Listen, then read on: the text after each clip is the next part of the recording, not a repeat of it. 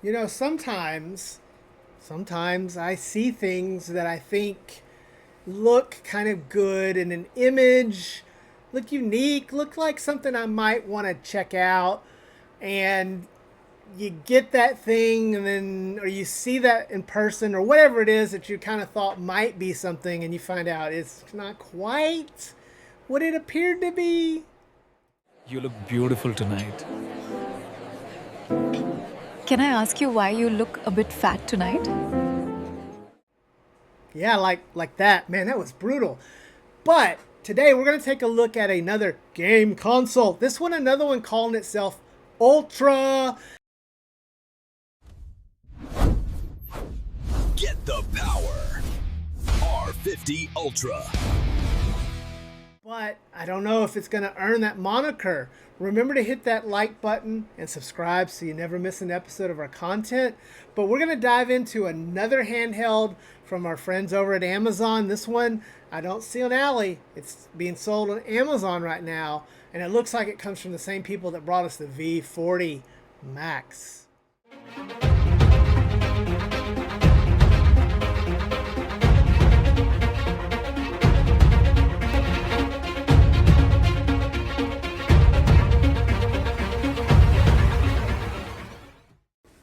You know, Deadheads, I don't know if you know this, but Waco is the hometown of Dr. Pepper. Yes, in the 1880s, Dr. Pepper was invented, and we have an awesome Dr. Pepper museum. But I thought maybe I could outdo that a little bit. Maybe I could make a drink that, you know, kids would love. Gosh, that dead Fred knows how to quench my thirst. Dr. Fred, quench like a legend. Yeah, kid, man, you must be really thirsty. But I would say, you know, Dr. Fred, that is a hell of an idea. Anyways, guys, welcome back to the channel. Or welcome to the channel for the first time, Deadheads. As always, we'll start with the box. And the box is pretty interesting. We do have our 4.5-inch ultra large screen, the R50 Ultra. It says 3D games, 4K HD. I kind of doubt that. RGB light, God of War, and then 250 gig card. It does have a nice raised texture to it. It's got a nice orange and black to it. I like it. Looks nice. Moving to the side, and we just have an R50 Ultra logo on each side. And then we do have on this other side 4.5 inches Hunter Grand Theft Auto Vice City Hunter. Interesting. 4,000 milliamp battery. Control level, go-karts, 2-player versus. Moving to the other side, we do have the colors, and they do have it in quite a few colors. Now, we went for the white and black because I thought it looked nice in the image, but there's a lot of colors here, some translucent. Again, this is the R.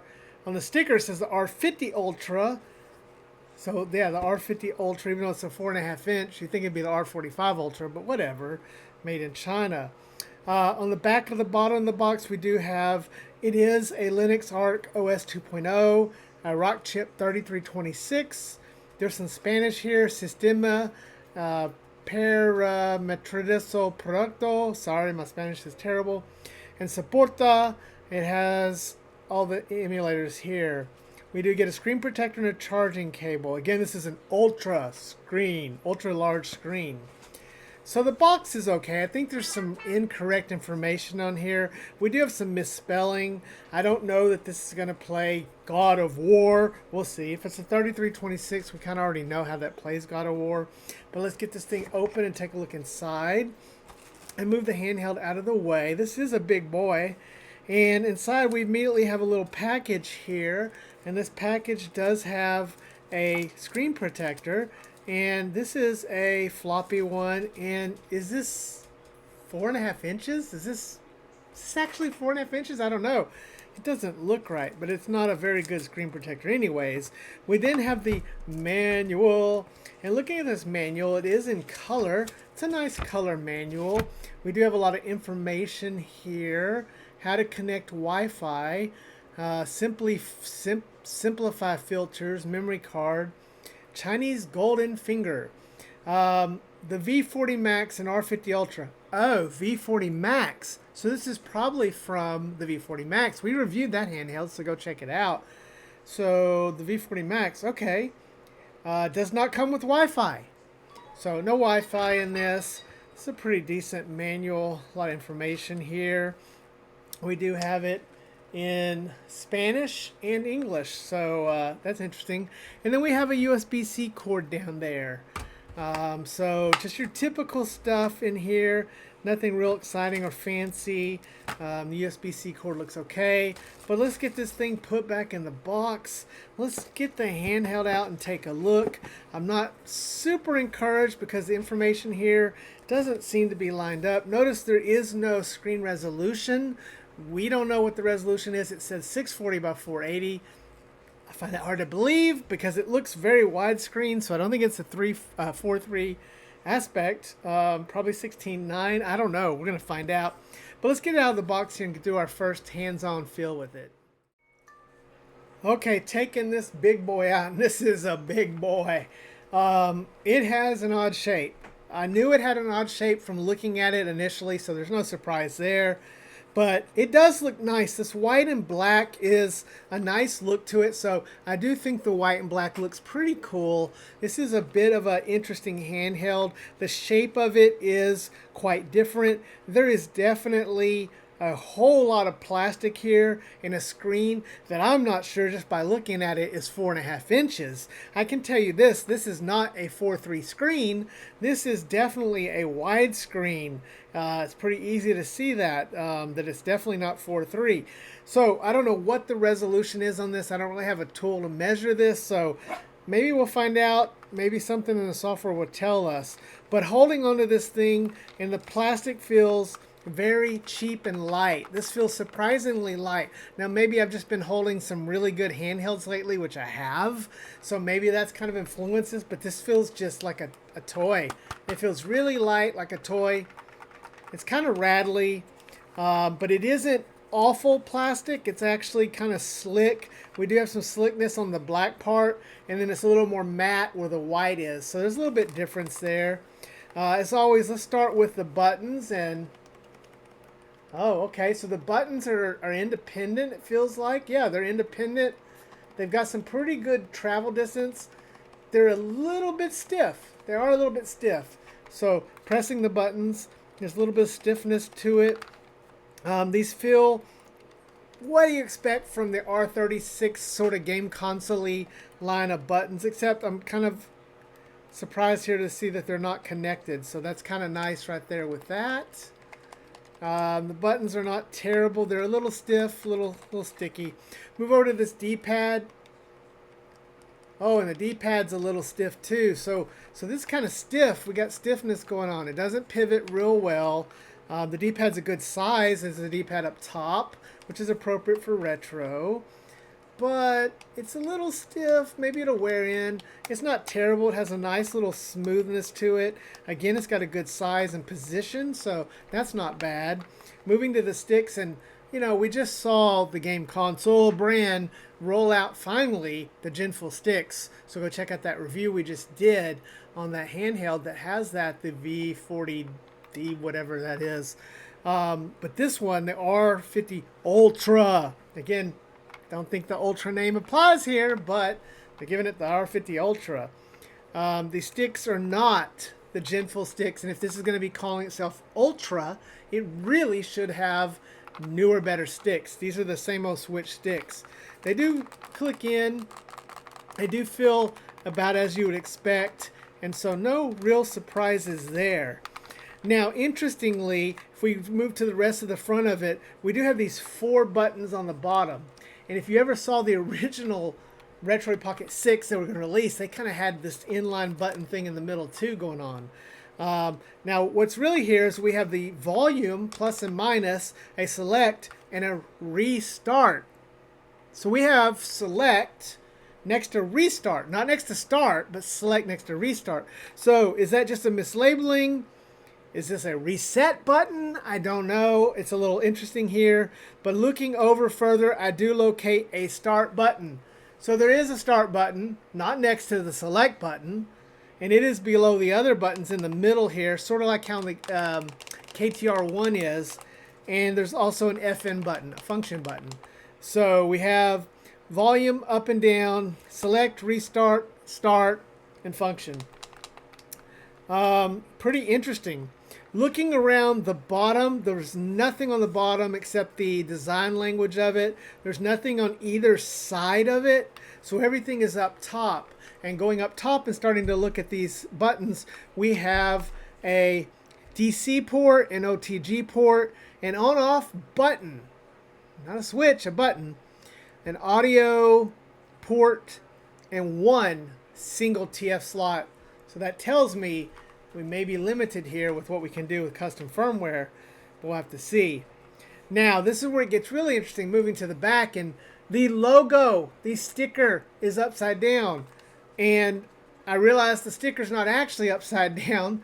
The motherboard's probably upside down inside of this because the door is also upside down. So that's really not cool. We have a single backfiring speaker, and then we have these shoulder buttons. Now, I'm going to say, in having used this, holding this thing, my fingers naturally fall, as you can see here. They naturally fall to where this is at. This seems to be decent. It seems to be a good solution. But although they fall there, I don't feel comfortable pressing them.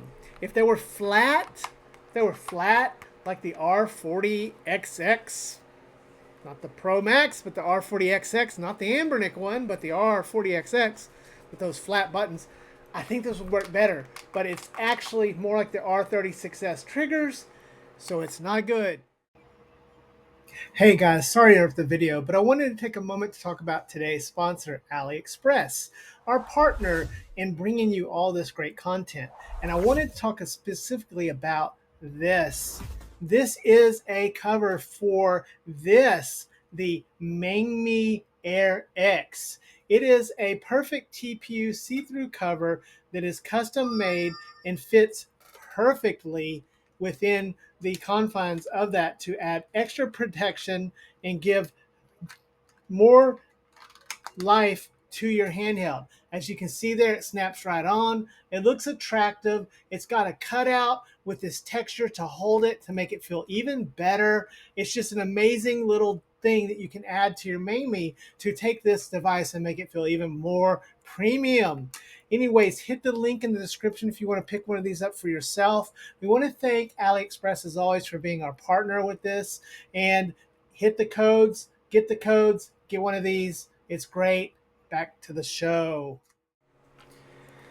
So I think it's safe to say that holding this thing is not a great experience. It's not surprising because of the big shape of this, the way it looks and everything. I think it has a nice, cool look to it. I could see maybe a younger kid being able to hold onto this pretty good. And because it is in the lower budget, ultra budget level, you don't have to worry about a lot of things. But booting up into this, we do have a nice little surprise here. We have ALOX's ArcOS, so you can see the little thing here as it boots up. So that was nice. So this does have some pretty good custom firmware in it, and it is behaving as a Rockchip 3326. To my knowledge, he has not built software for other CPUs, so I don't have any reason to question it, and the games seem to be playing as they will. We're very familiar with the 3326, but you can see here that it has a pretty interesting, a pretty nice front end. I like the themes that they have here. It looks great. The games that are included here are also pretty decent. We don't see a lot of duplicates, and we have some really interesting sections, such as a top 100 Nintendo or limited edition Nintendo, which is pretty interesting here. We also have a wide variety, and we do have Nintendo 64, which doesn't run great on the Rockchip 3326, especially being spoiled playing on the Conquer Pocket Fit, or even, you know, the Mangmi Air X, where N64 is going to play a lot better. It's kind of hard to accept a Rock Chip 3326 for N64 gaming, although it can pull up and do some of the games there and play them.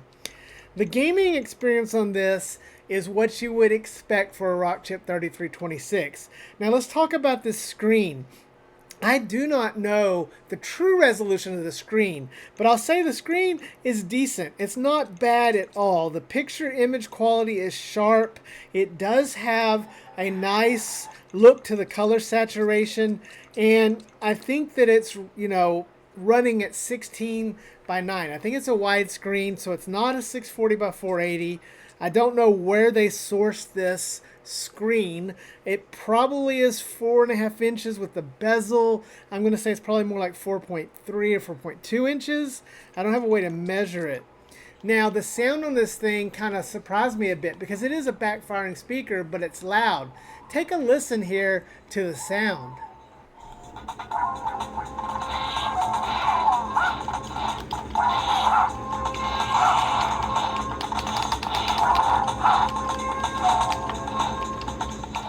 So you can see that it can get really loud and really low. So I'd say even though it's a backfiring speaker and it's a single speaker, the sound's pretty good. I was kind of impressed with the sound on this, which is saying a lot because there's not a lot about this that I'm impressed with. Let's wrap up this video and kind of just go over and review it. Again, Rock Chip 3326. So the gaming experience is pretty consistent with what we expect. We have a nice widescreen which is not really appropriate or great for retro, which this CPU is what's going to excel at. You can probably get a little PSP running on this. I'm not going to say it's really a great experience because, again, the Rock Chip 3326 is just not strong enough. We really need to stay at PlayStation and below to really enjoy the retro gaming experience. We do have a nice custom firmware, so I really like the card that it comes with. I like the organization of it. I think that the speaker is actually impressive. The buttons are pretty standard for your game console lineup of items here. You do have this really funny restart next to select. That's kind of odd. You do have a start and a function button that are in the middle, and then you have the single T slot. The biggest thing here is that this is full of errors. I don't trust their description on what it is. I think it's a 3326 only because the software is running as I would expect. But they have some misspellings on the box. They have the motherboard inserted probably upside down because the battery door is upside down. And it's just not great to hold. The shoulder buttons, while in a natural position to put your hands, are not easy to press down. They're just not. So this one is not a great experience. I can't recommend this one. If you end up with it, I think you could salvage it because, again, for somebody that's a casual gamer, they'd pick this up and the screen is kind of clear and bright and the sound is good. And I think that they could make good use of it. It's got pretty good software selection. But overall, I really am not feeling this handheld. I thought it looked great in the pictures. I still like the two-tone. I would like to see more handhelds do some two-tone coloring. I think two-tone is pretty nice. It almost looks as if you could take off these two sides a la Switch. You can't. In fact, the Pimax Portal Retro was sort of like that, so maybe this is trying to look something like this. But it's on Amazon. I haven't seen it on AliExpress. Maybe it's an Amazon only thing. And yeah, I just think there's a lot better choices right now, especially since Game Console has started to ship some items with the Genful sticks and the R36 Pro Max, 35 Pro Max, whatever that thing's called, that I like quite a bit. Although it's got shoulder problems for some of you, but there's fixes out there, is going to be better than this at around the same price. I don't think the bigger screen is worth it. I don't think it's really that much of a bigger screen. It's very much a bigger handheld, though. It's not going to fit in the pocket well. So, let me know what you guys think in the comment. This is a weird one. Some things I kind of liked about it, but overall I think this one is just not a recommendation.